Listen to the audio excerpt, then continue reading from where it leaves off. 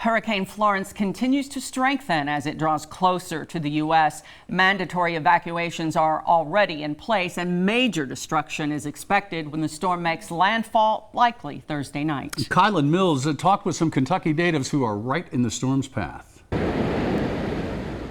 As a strong hurricane threatens the southeast and mid-Atlantic coast, people are starting to really worry. But it wasn't until today that we really started packing everything up, getting everything moved away from windows, getting everything off the floors, because we're like, there's going to be a lot of potential flooding probably here, and that's where a lot of people are getting kind of scared about. Nikita Denton grew up in Wolfe County, her husband in Garrett County. They now live on a military base in Jacksonville, North Carolina, where people are getting ready. Water was completely gone at one of the Walmarts. Peanut butter was gone, and bread, obviously, and milk. She says they're not taking any chances. And my husband said that, things probably will be closing down on base come Wednesday. So we'll probably be evacuating to Kentucky come Wednesday and bringing some friends with us.